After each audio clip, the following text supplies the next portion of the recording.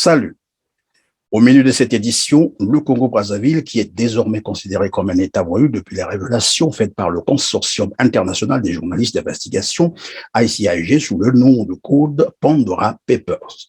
Le nom de Denis Sassou Nguesso y est cité. Il aurait détenu pendant près de 20 ans durant une société offshore aux îles Vierges britanniques. On lui reproche aussi ses transactions financières avec Dominique Strauss-Kahn, dont la moralité serait quelque peu douteuse, plusieurs fois accusé de proxénétisme aggravé, de viol, mais aussi des pratiques financières peu orthodoxes.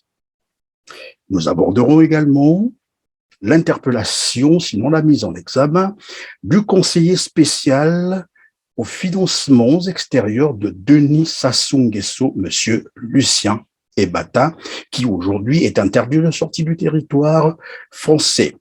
Passeport confisqué, il est accusé de blanchiment des capitaux et de corruption active. Une actualité très fournie et mouvementée qui sera au cœur de notre entretien aujourd'hui avec monsieur Clément Mirassa, président de la Fédération de l'opposition congolaise. Je suis Christian Perrin, mesdames, mesdemoiselles et messieurs, merci d'avoir choisi Keller TV, et vous avez eu raison d'ailleurs. Bienvenue dans votre émission Droit de savoir. Bonjour, monsieur Clément Mirassa. Bonjour, monsieur Christian Perrin. En tout cas, très heureux de vous recevoir encore sur notre plateau.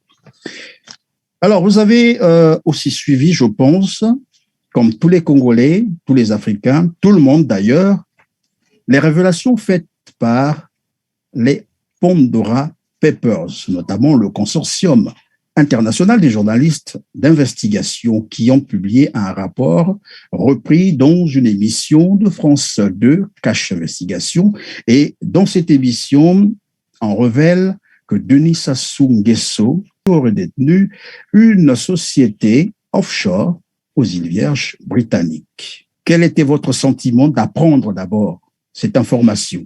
Merci bien, monsieur Christian Perrin, pour l'occasion que vous m'offrez. Je dois d'abord rassurer vos téléspectateurs parce que j'ai lu ce matin, avant qu'on ne se rencontre sur les réseaux sociaux, que monsieur Clément Mirassa a été vacciné, qu'il était atteint de la COVID-19. Et j'ai réagi en disant que c'était de la pure et simple spéculation. Je m'interrogeais pourquoi. Ensuite, s'agissant de ce que vous évoquez, je dois vous dire que je suis pétri d'admiration pour le consortium international des journalistes d'investigation qui, depuis plusieurs années, mènent un travail, prouvant ainsi que la presse, c'est véritablement le quatrième pouvoir. Et je crois que la dernière publication a secoué toute la planète. Mais en fait, je n'en suis pas surpris. Parce qu'en ce qui nous concerne, je peux vous rappeler qu'il y a eu les Paradise Papers, il y a eu les Panama Papers, sur lesquels nous sommes revenus à plusieurs reprises, parce que dans les Panama Papers, il avait été révélé que les Panama Papers avaient publié une liste de 6 Congolais qui détenaient à eux 6 pratiquement près de 5 500 milliards de francs CFA au moment où le Congo tombait dans cette grave crise. Et chaque fois que nous en avons parlé, que nous avons souhaité qu'il y ait des enquêtes qui soient menées, qu'il y ait des informations judiciaires qui soient ouvertes, on n'a jamais été entendu. Et cette fois-ci, je crois qu'on a monté d'un cran parce qu'avec les Pandora Papers, on s'est rendu compte que l'enquête a touché plusieurs personnalités politiques, mais également un roi, des présidents en exercice, des premiers ministres en exercice, avec un fond quand même qui préoccupe les habitants de la planète entière, parce qu'on découvre que ces grandes personnalités prennent l'option de l'évasion fiscale, prennent l'option de dissimuler leur fortune dans des paradis fiscaux, alors que dans des pays comme le nôtre, la population croupit dans une misère indescriptible. Et il est difficile de comprendre, parce que lorsqu'on parle des Panama Papers, maintenant, il faut qu'on creuse l'abcès, qu'on crève l'abcès, monsieur Christian Perrin. Lorsqu'on parle des 6 personnalités congolaises qui sont touchées dans les Panama Papers, je peux vous dire qu'il y a 4 membres du bureau politique du Parti congolais du travail. Il y a un membre du comité central et il y a un conseiller spécial du président de la République que vous avez cité, nommément Monsieur Lucien Ibata.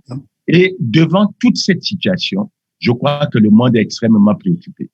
Nous sommes d'autant plus préoccupés au Congo que vous savez bien, le projet de société que l'on venait, semble-t-il, d'effectuer ou de suivre, c'est la marche vers le développement. Ensemble, maintenant, c'est le projet de société. Ensemble, poursuivons la marche. Mais la marche vers quoi?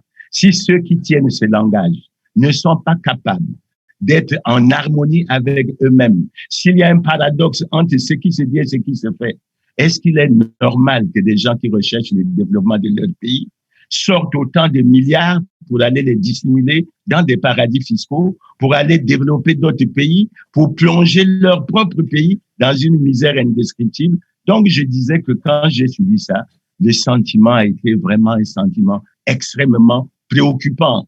Préoccupant pas seulement pour les Congolais, mais pour pratiquement toute la population mondiale, parce que il faut qu'on agisse pour, dans le cadre de la transparence. Et en ce qui concerne ce problème, je suis très heureux et je félicite le consortium international des journalistes d'investigation d'avoir travaillé sérieusement sur ce problème. Et je pense qu'il y a une prise de conscience qui doit être faite, et cette prise de conscience doit également concerner les Congolais. Pendant que vous félicitez le consortium international des journalistes d'investigation, le gouvernement congolais, lui, est passé à la 4e vitesse, accusant bien entendu ces journalistes de diffamation.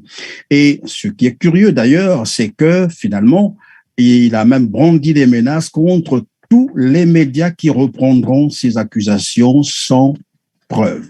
Monsieur Christian Perrin, le ministre français de l'économie que le premier ministre congolais Patira rencontré était passé à Brazzaville en 2010. Et il avait dit quelque chose de simple aux Congolais. Il avait dit que pour avancer en termes de développement auprès de certains pays, auprès des institutions financières internationales, il fallait la confiance. Mais pour qu'il y ait la confiance, il faut qu'il y ait la transparence. Et malheureusement, c'est ce qu'on demande au Congo tous les jours, et nous n'y sommes pas encore. Mais ce n'est pas tout, monsieur Christian Perrin. Vous parlez du communiqué du gouvernement. Moi, je suis surpris, et j'attends toujours un autre communiqué du gouvernement. Le communiqué que j'attends du gouvernement, c'est le communiqué dans lequel le gouvernement doit démentir qu'en 2010, nous n'avons pas présenté des comptes qui étaient faux au Fonds monétaire international pour essayer d'avoir le point d'achèvement de l'initiative PPTE. Vous vous souvenez des Paradise Papers, cette immense fuite de documents confidentiels? Eh bien, ils continuent de parler. En les épluchant, Jérémy Baruch, journaliste au Monde, a découvert comment Total a aidé la République du Congo à contourner des directives du Fonds monétaire international.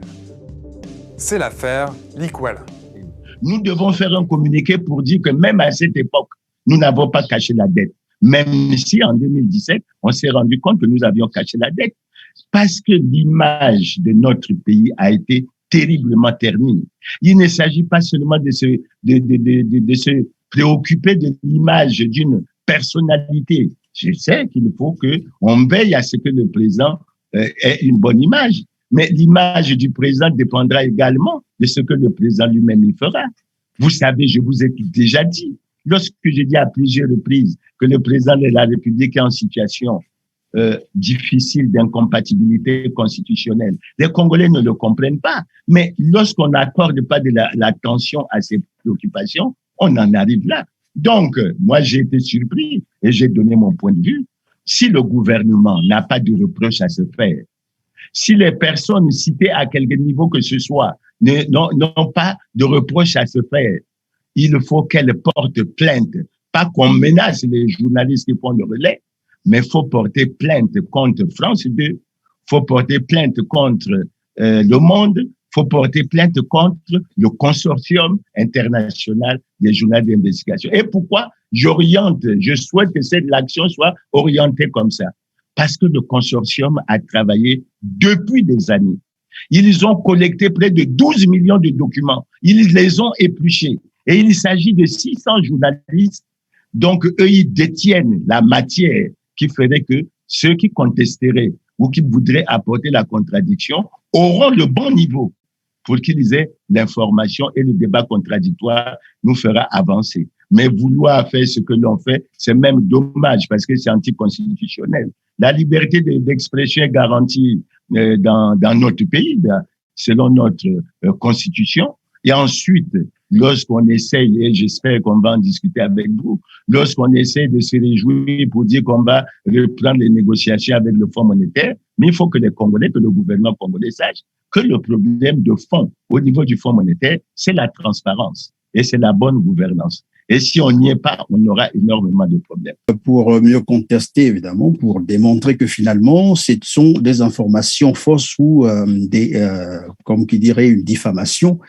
Thierry Mongala, qui est le porte-parole du gouvernement congolais, aurait fait mieux de s'adresser à France 2 ou de faire son démenti sur France 2 parce que c'est cela aussi le respect de la loi et la loi sur l'information le garantit au lieu d'aller réagir sur Télé Congo. Alors, vous parliez déjà des Panama Papers et vous avez dit 6 dignitaires qui détiennent à eux seuls, parce que c'est ça l'information, qui n'avait jamais été démentie en plus, ils détiendraient près de 5 000 milliards, vous l'avez rappelé. Les personnalités, on peut les citer, de toute façon, c'est des personnalités politiques, c'est des personnalités publiques. Il s'agit donc de Denis Christel Sassou Nguesso, Rodolphe Adada, Bruno Richard Itoa, Gilbert Ondongo, Jean-Jacques Bouya et Lucien Bata. Ce qui est curieux, 6 ans après, ces personnes sont toujours au gouvernement. Aucune information judiciaire n'a été ouverte à l'encontre de ces personnes. Aucune interpellation. Comment interprétez-vous ce mutisme des institutions congolaises? Quand je dis institutions, le Sénat, l'Assemblée, mais aussi la justice congolaise. Nous avons toujours été extrêmement préoccupés et je crois que vous avez suivi la réaction que j'ai eue, que j'aurai toujours lorsqu'on parle de la situation de Jean-Marie Michel Moukoko. J'essaie toujours d'y revenir parce que le constat qui est fait au Congo, c'est un acharnement sur les opposants et vous voyez comment ils sont généralement traités. Mais par contre, un comportement extrêmement curieux, un mutisme, un silence que je qualifie moi de dangereux devant des dérives. Parce que, monsieur Christian Pellet, je peux vous dire, dans son discours d'investiture en août 2009, le président Sassou avait déclaré que le Congo n'était pas exempt de corruption, de détournement de fonds, de fraude, de concussion, de népotisme. Et lui-même, il a précisé. Et là, ce sont les gouvernants qui sont interpellés. Et après, il a continué dans son, si vous retrouvez ce message, il a continué en disant que il n'était pas question pour lui de nommer des gens qui ne sont pas vertueux à un certain nombre de postes de responsabilité. Monsieur Christian Pellet, je suis très triste pour la question que vous me posez. Vous savez qu'aujourd'hui, le Congo ploie dans une crise véritablement indescriptible. Regardez la situation des retraités. 3 ans d'arriérés de pension. Regardez les étudiants, 3 ans d'arriérés de bourse. Regardez, vous l'avez évoqué l'autre fois, il y a des structures où les travailleurs ont 50 mois, c'est-à-dire plus de 4 ans d'arriérés de salaire. Les services sociaux ne fonctionnent pas. Et dans le même temps, vous avez les Panama Papers qui vous donnent un certain nombre d'informations importantes sur lesquelles nous avons quelque peu travaillé. Parce que le moins riche, en prenant le dollar, c'était autour de 600 francs, le dollar à 600 francs, c'est pas, le moins riche a pratiquement 20 milliards. Mais le plus riche des 6, pour les comptes qui ont été énumérés, le plus riche a un peu plus de 2000 milliards de francs CFA. Somme largement supérieure au budget annoncé du Congo au cours pour l'année 2021. Largement supérieur au budget rectifié de l'année 2021, je parlais de l'année 2022, largement supérieur au niveau du budget de l'année 2021, qui n'était en réalité que de 1671 milliards en termes de recettes. Comment peut-on rester silencieux? Et monsieur Perrin, vous posez un problème de fond. Parce qu'après coup, qu'est-ce qui se passe?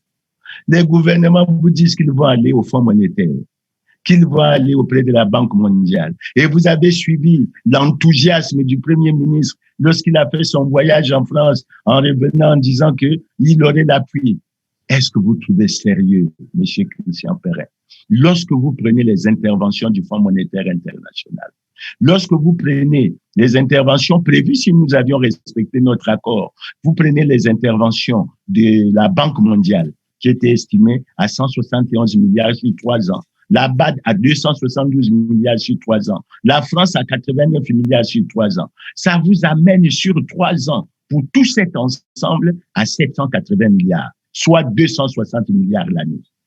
Il est difficile au gouvernement congolais de travailler pour que les Congolais qui ont 5 500 milliards dans les paradis fiscaux les ramènent. Il est difficile que la justice s'autosaisisse de ce dossier pour dire qu'il y a des Congolais enrichissement, je le dirais, illicite. Parce que, expliquez-moi, comment un Congolais peut avoir, un Congolais de moins de 60 ans, peut avoir 2000 milliards de francs CFA. Il a fait comment? Son père n'était pas industriel. Il a été agriculteur, pêcheur ou quoi. Et on sait comment nous tous, nous avons évolué dans cette vie.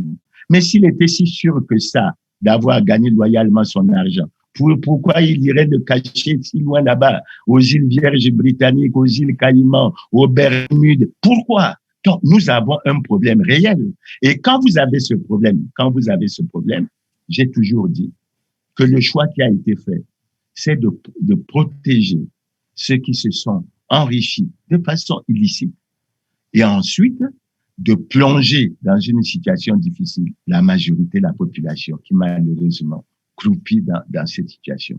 Donc, tout comme vous, je m'interroge. Pourquoi le Sénat? Pourquoi l'Assemblée nationale? Pourquoi la justice? Mais la réponse est simple.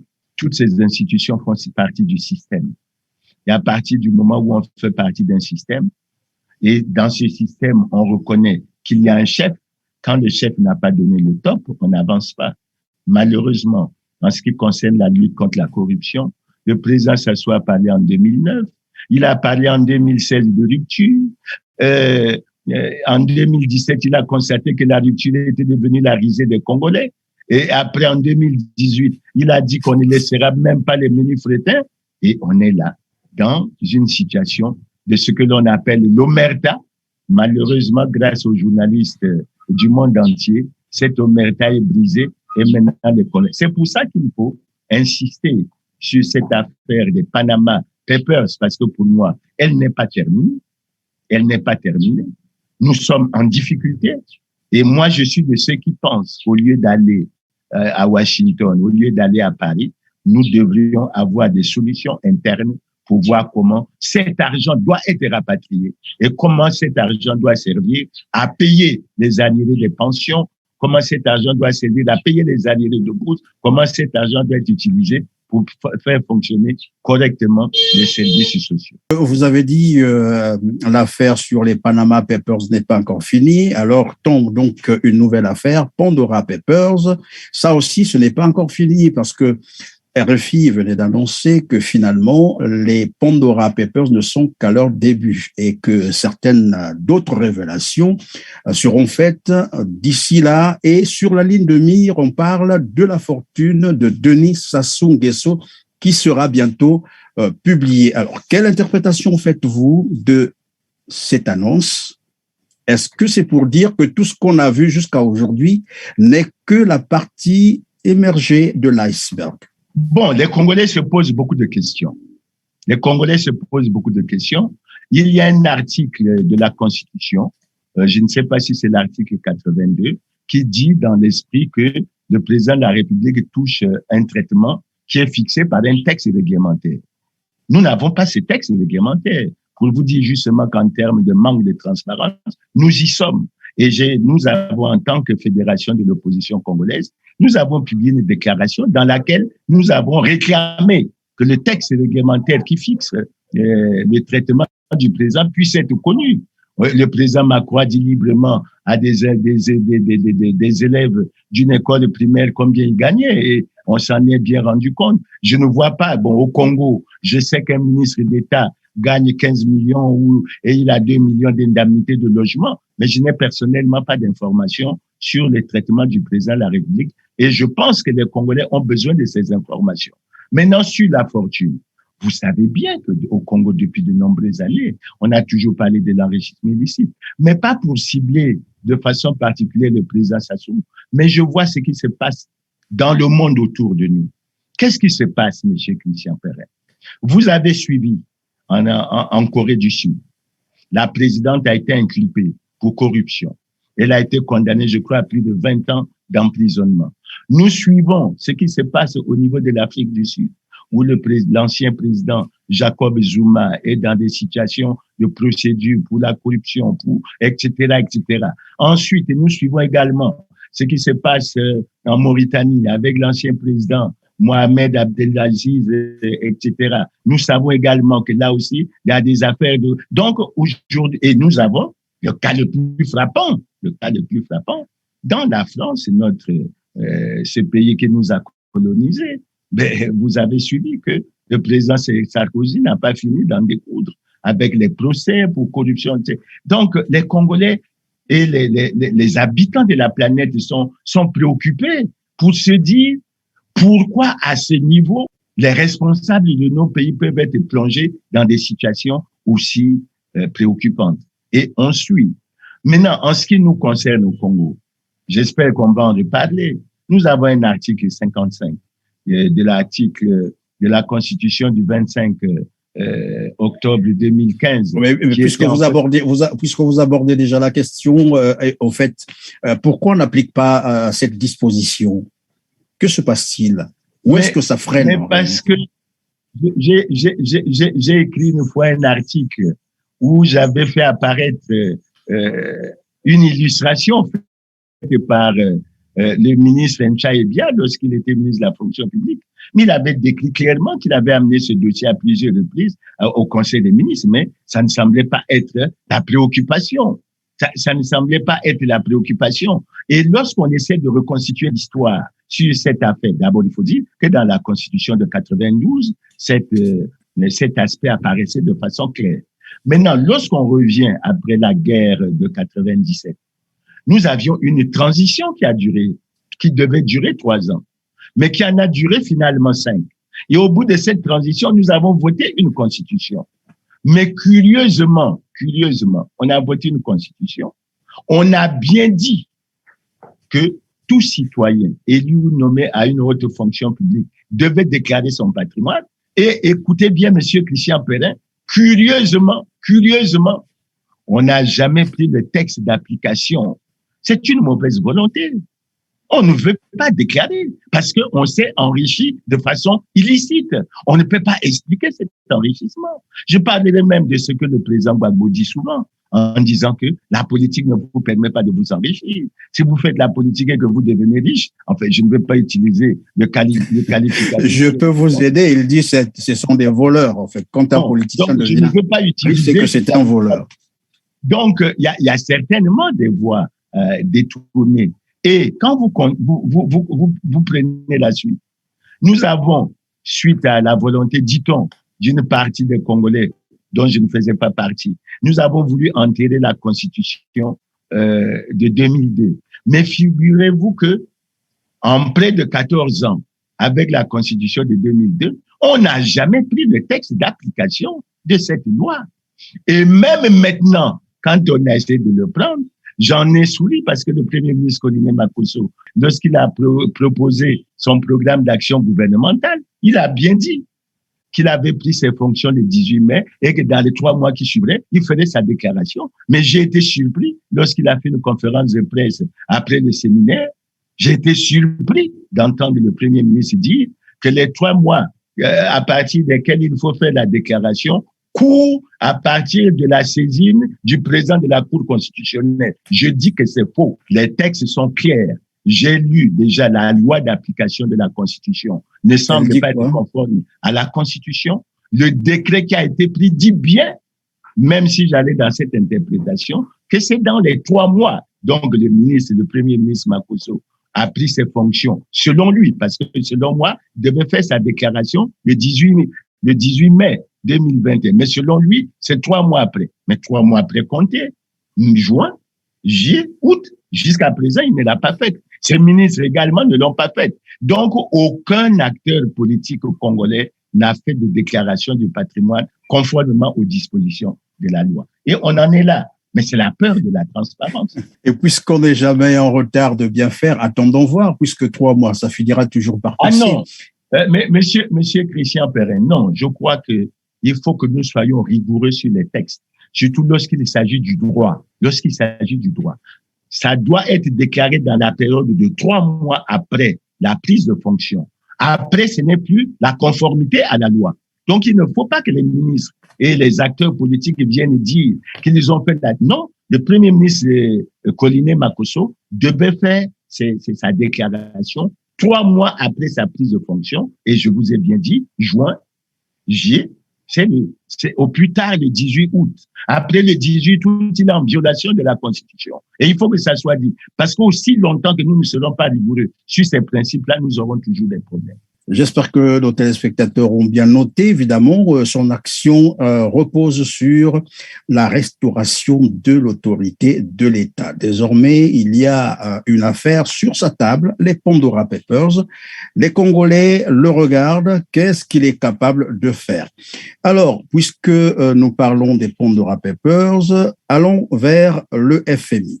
Les dernières conclusions du conseil d'administration de cette institution financière internationale font état d'un nouveau rejet du dossier Congo. C'est vrai, on parle de la reprise des négociations d'ici là, puisque dans le rapport, il est mentionné quelques efforts qui ont été fournis.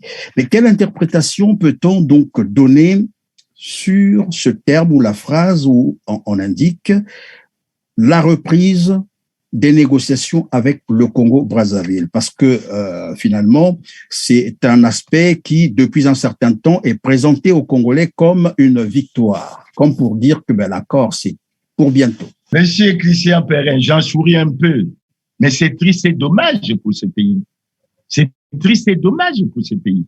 Monsieur Christian Perrin, il faut que nous ayons toujours à l'esprit la traçabilité des événements. Le Congo, pour moi, est en crise depuis 2012, c'est-à-dire 2 ans après l'atteinte du point d'achèvement de l'initiative du PPTE qui a permis l'effacement, semble-t-il, de la dette du Congo de près d'1,5 milliard € avec ce que vous avez entendu sur France 2. Je ne ferai pas de commentaire là-dessus. Je pense que le gouvernement devrait en faire. Le gouvernement a voulu reconnaître très tard que le Congo était en crise. Et dans un premier temps, il faut le dire, monsieur Christian Perrin, le gouvernement a pensé qu'il était possible de procéder à un ajustement interne. Il n'en a pas été capable. Parce que l'ajustement interne signifiait quoi? Mais une certaine remise en cause. Faire rapatrier l'argent qui se trouve dans les comptes offshore, prendre un certain nombre de décisions pour lutter efficacement contre la corruption, contre les détournements de fonds, contre un certain nombre de choses. Je crois que nous avons les moyens d'aller vers une vision, une visibilité endogène pour que nous progressions. Maintenant, devant cette impossibilité, qu'est-ce qui s'est ouvert? Qu'est-ce qui s'est ouvert au Congo? Il s'est ouvert au Congo qu'en 2016, il y a eu un sommet des chefs d'État de la CEMAC.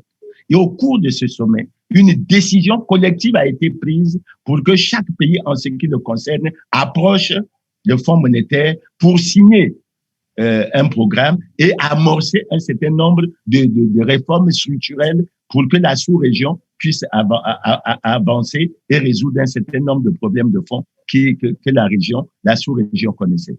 Mais la réalité aujourd'hui, c'est laquelle, monsieur Perrin? Parce qu'il faut qu'on nous dise la réalité. La réalité aujourd'hui, c'est qu'en dehors du Congo et de la Guinée équatoriale, les 4 autres pays ont déjà terminé ce que l'on appelle leur programme de première génération, à savoir le Cameroun, le Gabon, le Tchad, la RCA. Et ils ont amorcé depuis cette année, ils ont déjà signé avec le Fonds monétaire ce qu'ils appellent les programmes de deuxième génération et le sommet des chefs d'État de la CEMAC du 18 août 2021 a recommandé aux différents. Quelle est la situation du Congo? Le Congo a négocié difficilement. Et vous savez pourquoi je dis difficilement? Parce que dans un premier temps, il a eu à cacher sa dette. Et ça a posé un certain nombre de problèmes. Par la suite, il a fallu, lorsqu'il a essayé de vouloir sortir de cette situation, il a fallu négocier avec la Chine pour une certaine restructuration. C'est suite à cette décision que nous avions pu avancer. Mais nous sommes arrivés, Monsieur Christian, il ne faut pas l'oublier, nous sommes arrivés le 11 juillet 2019 à un accord avec le Fonds monétaire qui prévoyait une assistance financière sur 3 ans de 448 millions de dollars, avec près de 45 millions de dollars qui devaient être débloqués en faveur du Congo dès la signature. Cela a été fait, mais cela a été assorti d'une matrice de 48 mesures. Et parmi les 48 mesures, il y a une mesure relative au rapatriement de l'argent qui se trouve dans les comptes offshore. Et depuis, vous savez bien que lorsque le Premier ministre est parti en France, l'un des objectifs, c'était obtenir le déblocage de la deuxième tranche. Ce n'était pas obtenir ce que vous avez dit là.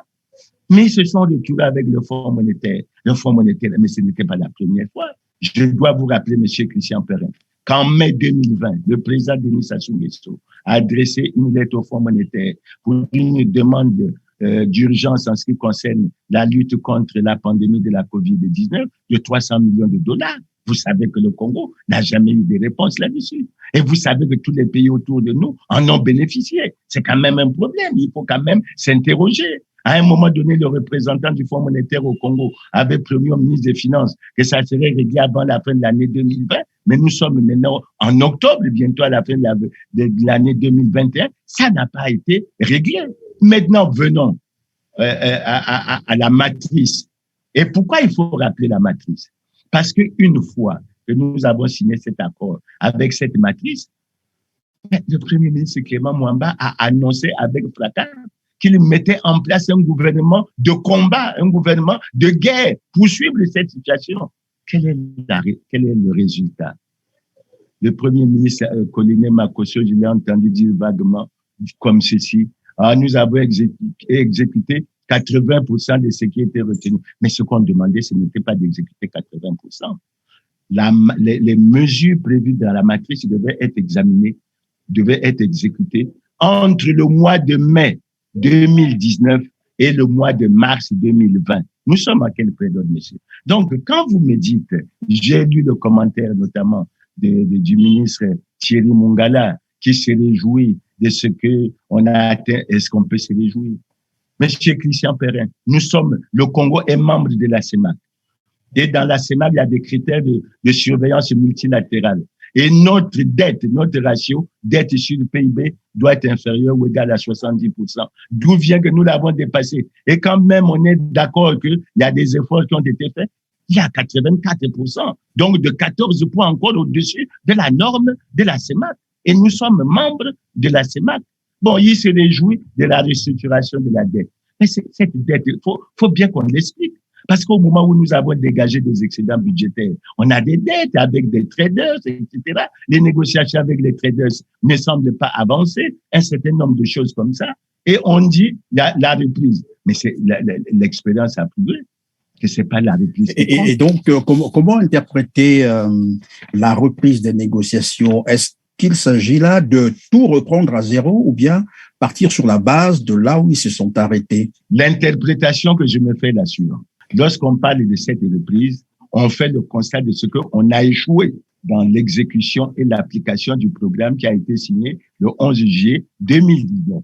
On va partir sur une nouvelle base, c'est-à-dire qu'on va négocier un nouveau programme.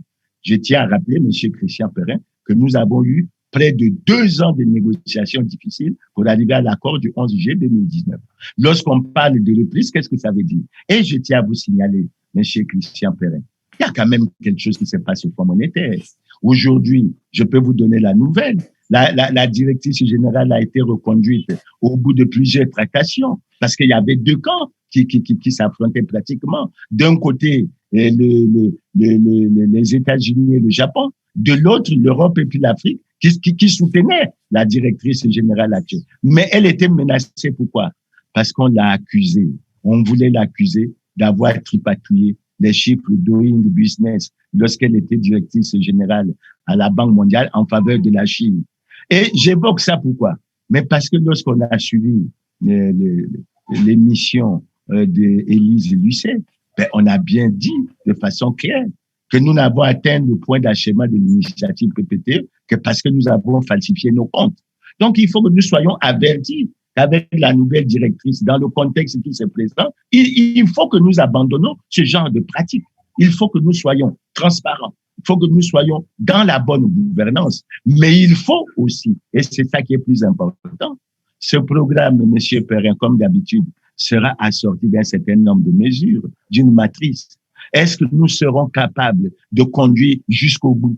Quand je vois les tergiversations qui sont les nôtres, je ne citerai que 2 points. Le rapatriement de l'argent qui est dans les comptes offshore. Nous l'avons réussi? Je dis non. Et oui, mais donc, évidemment, Thierry Mongala, enfin, c'est ce que j'ai semblé comprendre lorsque je l'ai suivi dans son communiqué ou la réaction contre les révélations faites par France 2. Alors, il dit en substance que le gouvernement congolais attend fiévreusement cet accord avec le FMI. Cet accord lui permettra de régler, et c'est ce qu'il a utilisé comme terme, ce sont ces mots à lui, de régler les arriérés sociaux qui sont au cœur de la déprime au Congo, au Brazzaville.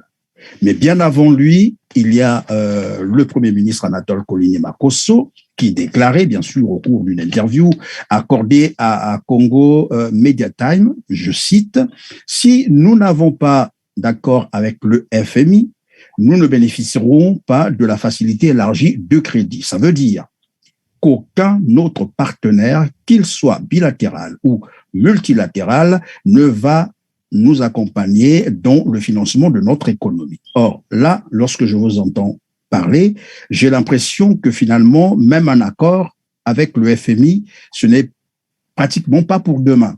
Monsieur Christian Perrin, ce que monsieur Thierry Mongala ne dit pas, et là où je ne suis pas en harmonie avec le gouvernement, c'est que en n'ayant pas appliqué la matrice des 48 mesures, ils n'ont pas pu obtenir ce qu'ils veulent obtenir maintenant depuis 2019, alors qu'ils auraient pu déjà l'obtenir. Mais M. Thierry Mongala devrait expliquer aux Congolais pourquoi ils se sont retrouvés dans l'incapacité d'appliquer ces mesures. Et il doit surtout donner la garantie aux Congolais que le gouvernement est capable d'exécuter les nouvelles mesures qui seront prises. Parce qu'avec le Fonds monétaire, on ne va pas, vous n'allez pas venir comme ça, tiroir, caisse, on vous débloque l'argent, vous allez les dépenser sans les justifier. Encore que, on sait qu'en ce qui concerne notre situation budgétaire, nous avons beaucoup de choses, de reproches à nous faire. Et ça, il ne faut pas s'en cacher. Moi, ce que je trouve dommage, M. Christian Perrin, ce que je trouve dommage, il faut qu'à un moment donné, les gouvernants et les membres du gouvernement aient l'humilité de s'arrêter et de chercher à se remettre en cause et de se dire, ce peuple-là souffre à cause de nous. Nous souffrons à cause de ce gouvernement. Les excédents budgétaires, ils sont où? Les excédents budgétaires, monsieur Christian Perrin, ils sont où? Le président de la République avait pris l'engagement le 12 août 2006. Il avait pris l'engagement de faire auditer le compte de stabilisation par la Cour des comptes et de discipline budgétaire et de rendre ces audits publics chaque année depuis 2006. Nous sommes en 2015, on attend 15 audits. Pourquoi ça n'a pas été fait? Pourquoi ces engagements qui sont pris? Et je vous terminerai, monsieur Christian Perrin. Vous savez que nous avons un problème et nous le venons assez souvent là-dessus. Je souhaite que, au vu de la souffrance des Congolais, que le gouvernement s'engage fermement. Parce que je suis de ceux qui pensent que ce gouvernement viole dans l'impunité les lois et règlements de la République. Vous avez parlé de la déclaration du patrimoine. C'est une disposition de la Constitution. Est-ce qu'elle est respectée? Non. Mais il y a bien d'autres dispositions comme ça qui ne sont pas respectées. Je vous ai dit que nous réclamons la publication du texte réglementaire qui fixe le traitement du président. Il faut que nous ayons tout ça. Mais tout ça, c'est quoi? C'est la violation des lois et règlements. Et il faut que le gouvernement rassure les Congolais que non seulement il doit respecter, parce que aujourd'hui, vis-à-vis des institutions internationales, vis-à-vis du monde extérieur, il faut reconnaître que l'image du Congo est véritablement ternie. Ce n'est pas la peine de se cacher, d'avoir une certaine arrogance et tout ça. Il faut avoir l'humilité de le reconnaître et de dire, nous voulons changer et nous voulons aller de l'avant. Puisque nous parlons du FMI, nous savons que il y a une information, j'espère que vous êtes bien informés, de toute façon je vous l'ai rappelé d'entrée de jeu, Lucien Ebata, qui est le conseiller spécial au financement extérieur, mais aussi le président de la délégation congolaise pour les négociations avec le FMI, aujourd'hui est mis en examen.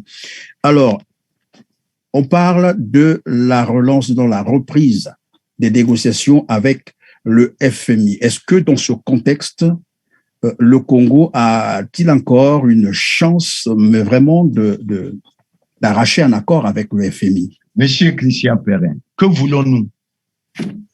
Je crois que si j'entends les propos que vous mettez sur la tête ou qui ont été dits par Thierry Mongala, ce que nous voulons, c'est que le pays avance. Je n'aime pas parler nommément des compatriotes, mais vous avez cité un nom. Ce que je sais de lui, je ne le connais pas personnellement, je ne crois pas l'avoir déjà rencontré, Monsieur Lucien Bata. Mais j'insiste sur un fait. Lorsque j'ai lu le texte que l'ambassade du Congo a envoyé au ministère français des Affaires étrangères, j'en étais très malheureux. J'étais très malheureux de découvrir que dans ce texte, l'ambassadeur relève qu'il est PDG de Orion Oil, qu'il est conseiller spécial du président de la République et qu'il est président de la commission des négociations et qu'il détient à la fois un passeport diplomatique et puis une lettre de mission signée par le président. Je vous pose une question, Monsieur Christian Perrin. Est-ce que ces documents permettent à un Congolais de violer les lois et règlements de tous les pays qu'il va visiter? Chacun de nos pays a des lois. Et surtout quand vous êtes dans un pays comme la France, qui est réputé être le pays des droits de l'homme, il y a un certain nombre majeur. Maintenant, pour les informations qu'on a pu glaner ici et là, à travers les lectures dans les journaux ou à travers les réseaux sociaux. Mais vous dites bien que M. Lucien Bata est président de la commission de négociation avec le Fonds monétaire. Quand vous prenez les Panama Papers, M. Lucien Bata est cité. Il a 4 comptes, si j'ai bien lu. Il doit en avoir un à Monaco, un dans les îles Caïmans, un dans les Bermudes, etc. Et quand vous prenez ça, grosso modo, ça fait pratiquement 300 milliards. Mais c'est un compte offshore. Vous allez négocier avec le Fonds monétaire pour chercher de l'argent et vous avez des comptes importants offshore et le Fonds monétaire vous demande de rapatrier l'argent et de le ramener dans votre pays. Même vous qui négociez, vous ne le ramenez pas. C'est un problème. Deuxième aspect que j'ai noté, il a été, semble-t-il, en difficulté en 2012, je ne sais pas si je me trompe d'année, il possédait par devers lui 182 000 euros en liquide. Vous vous rendez compte ce que ça fait? C'est plus de 100 millions de francs CFA. Et la législation autorise quoi? Et vous pensez que on peut aller bien négocier lorsqu'on est dans les conditions d'irrespect, non seulement des lois et règlements de votre propre pays, mais ensuite des lois et règlements des autres pays. Ensuite, monsieur Christian Perrin, vous dites qu'il est mis en examen pour blanchiment des capitaux, pour manquement à l'obligation de déclaration des capitaux, pour corruption active, d'après ce que j'ai lu. Est-ce que vous pensez honnêtement que M. Lucien Bata mérite d'être encore dans l'équipe qui doit aller négocier avec le Fonds monétaire? Ma réponse en ce qui me concerne est non. Que ce soit au Parti congolais du travail, que ce soit à la majorité présidentielle, que ce soit autour du président de la République, moi je suis convaincu qu'il y a des Congolais qui sont intègres, qui ne sont pas baignés dans ce genre de scandale et qui peuvent bien diriger ou présider la commission de négociation avec le Fonds monétaire, parce que si le profil de M. Lucien Bata, c'est celui-là, et si on tient absolument à le conserver, encore que je suis surpris, parce que le Congo aurait dû déjà prendre des mesures conservatoires pour laisser M. Lucien Bata régler ses problèmes avec la justice, et lorsqu'il aura fini, en tirer les conséquences. Donc moi, je suis inquiet, et je pense que si le Fonds monétaire, parce que ce que M. Thierry Mongala ne dit pas, et qui apparaît clairement dans le communiqué du Fonds monétaire, le Fonds monétaire demande au Congo de faire beaucoup d'efforts en ce qui concerne la gouvernance et la transparence. Ça fait combien de temps qu'on en parle? Et il faut qu'on en progresse.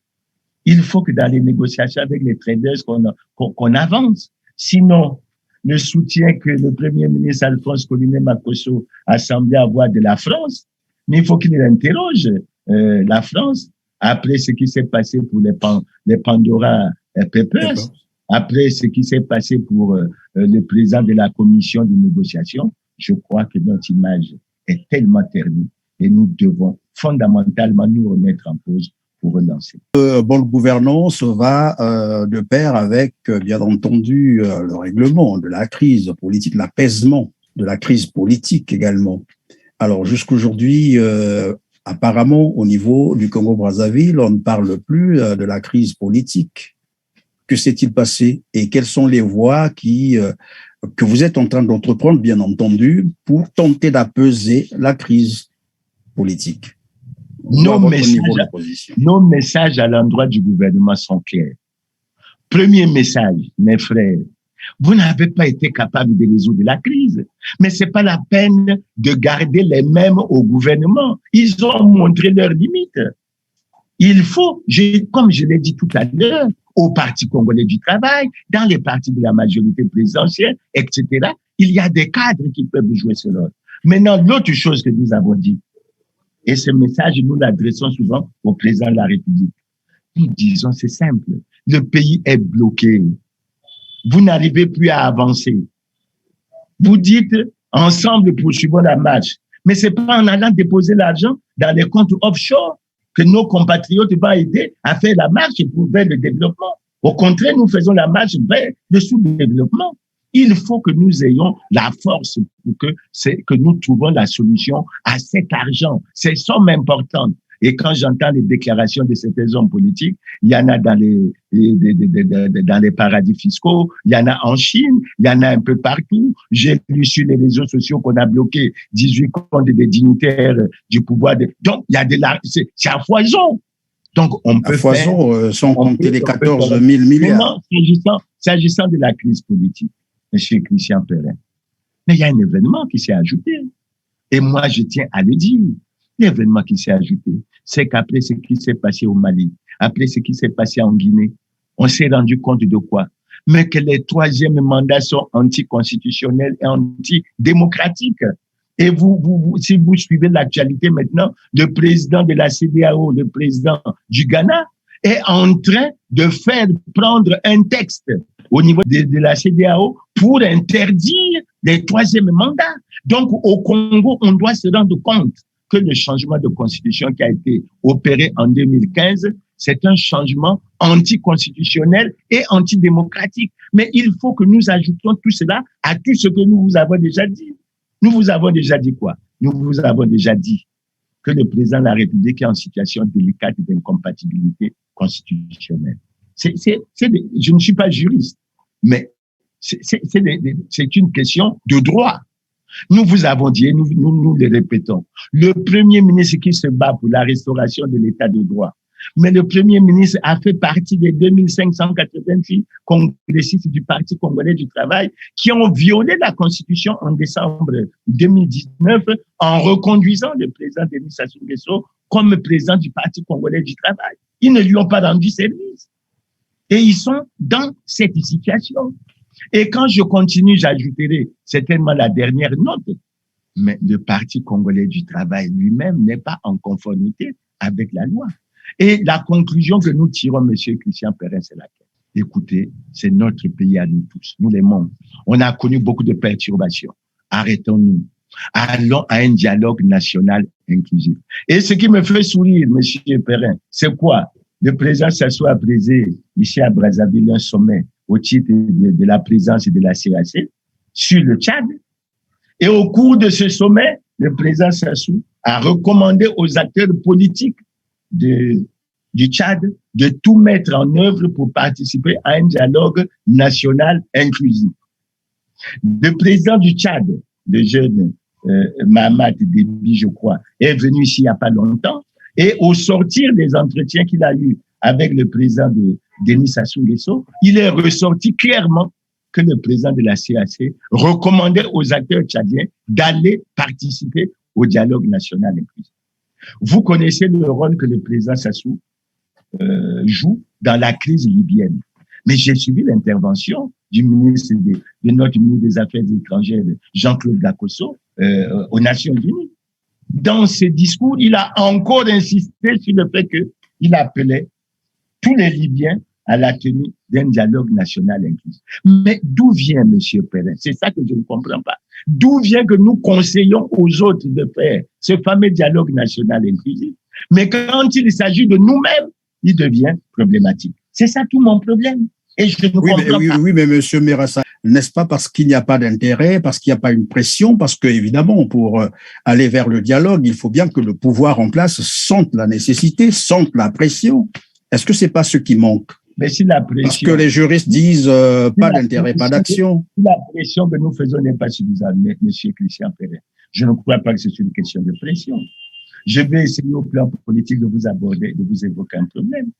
Quand je parle du problème de Jean-Marie Michel Moukoko, vous n'avez pas subi la pression faite par le groupe de travail des Nations Unies sur la détention arbitraire sur Jean-Marie Michel Moukoko et André Okombi Salissa. Vous n'avez pas entendu la démarche entreprise par Monsieur Yves Le Drian à Paris en septembre 2019 en ce qui concerne Jean-Marie Michel Moukoko. Et je vous prends ça pour dire. Non, moi je parle de l'opposition. Je parle de l'opposition congolaise. Et là, je m'adresse au président de la Fédération de l'opposition congolaise. Qu'est-ce que l'opposition congolaise fait pour contraindre ce pouvoir à aller au dialogue? Parce que c'est cela le problème. Bon, quand on parle de contraintes, ça, on a déjà discuté là-dessus. Quand on parle de contraintes, je crois qu'il y en a qui ont des idées fertiles et qui pensent que la contrainte... Non, ça peut être aussi des activités politiques sur place, et tout ça peut conduire le pouvoir. Il faut que nous réexaminons ce que nous faisons. Si ce que nous faisons ou ce que nous avons fait n'a pas encore permis d'aboutir, mais il faut que nous réfléchissons. Et ça, je crois, vous nous invitez à un débat, pas seulement au sein de la fédération, mais de façon générale. Parce que la situation telle qu'elle se pose au niveau du dialogue national inclusif, à mon avis, il n'y a pas que la fédération qui a intérêt, mais nous essaierons d'apporter notre modeste contribution. C'est la dernière question.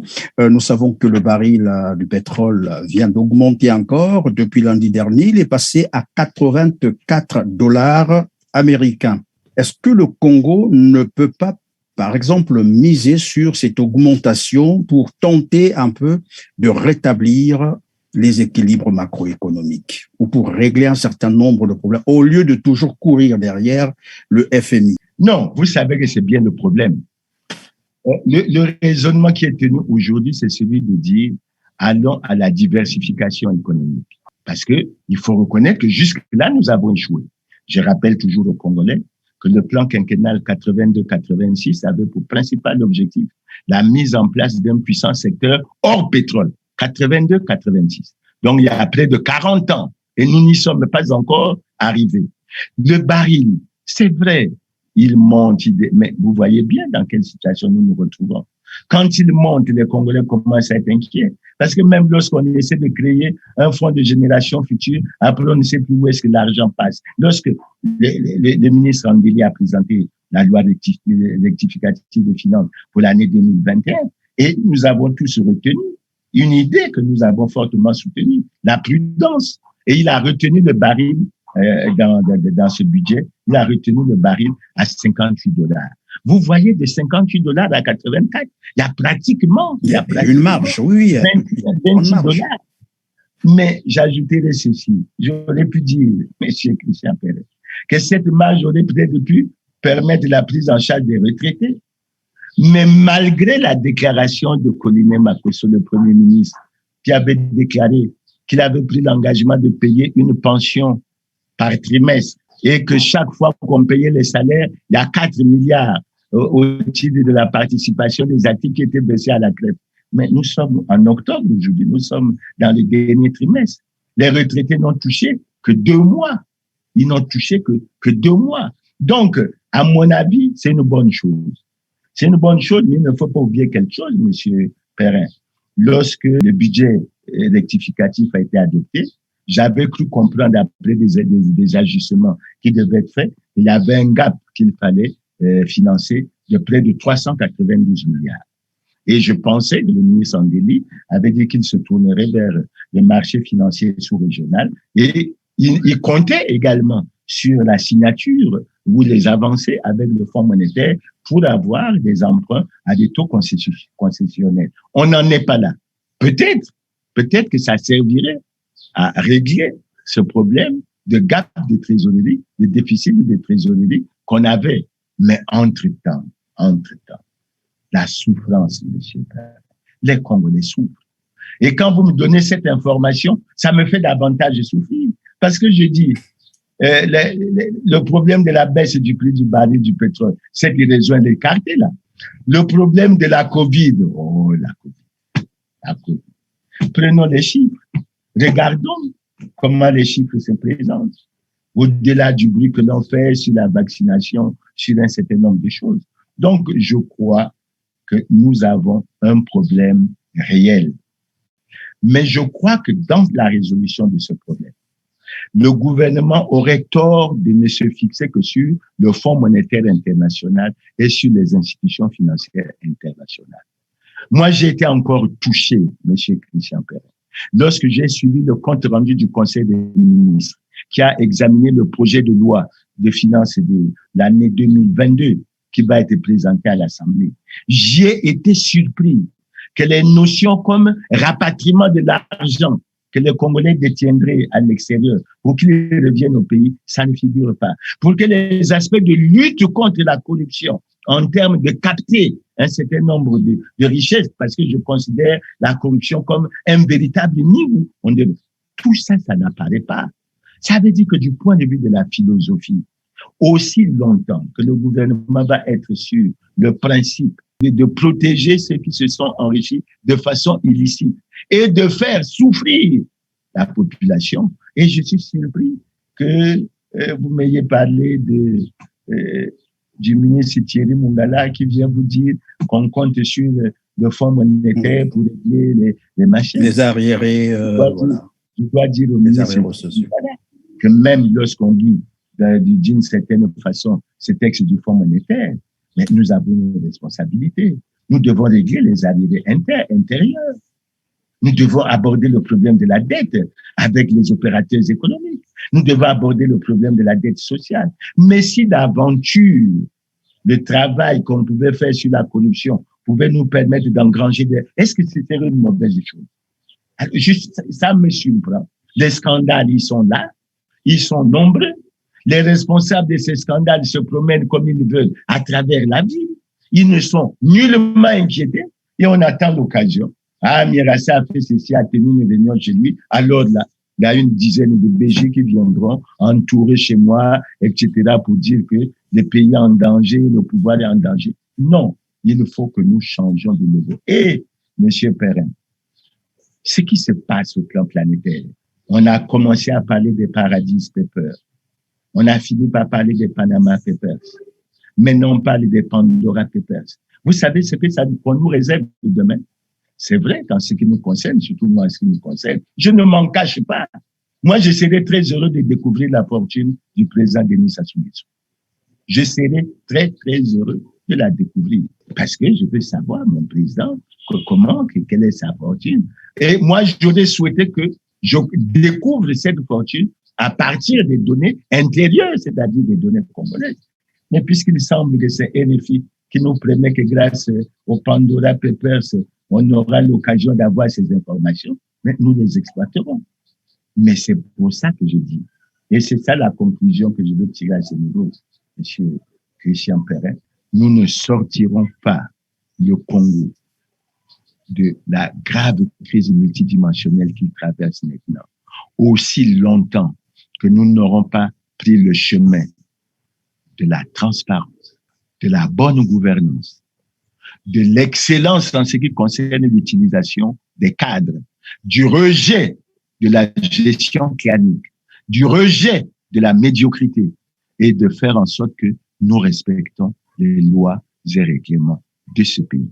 Si on ne le fait pas, tout ce qu'on dit, discours, marchons ensemble, dans tous les cas, moi, maintenant, je suis convaincu que ceux qui sont sincères et qui veulent marcher, moi, je ne suis pas, qui veulent aller ensemble dans la marche vers le développement, s'ils ont de l'argent à l'extérieur, qu'ils fassent tout pour le ramener. On n'a pas besoin de leur lancer un appel.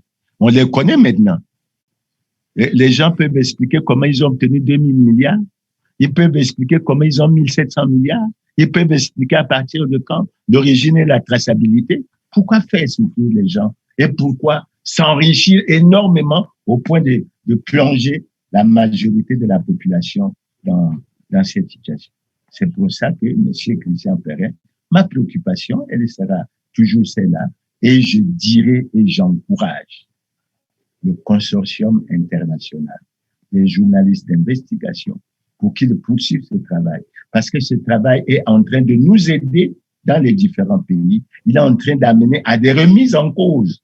Et les gens qui sont les gouvernants devraient profiter de ça pour remettre fondamentalement un certain nombre de choses.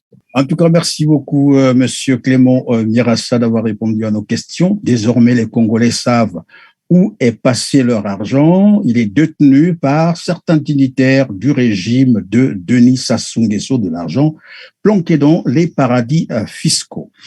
C'est par là également que nous mettons terme à cette émission. Chers téléspectateurs, merci de nous avoir fait confiance. Comme d'habitude, je vous invite à liker, à partager nos émissions, mais aussi de vous abonner pour ne rien manquer. Moi, je vous retrouve très prochainement.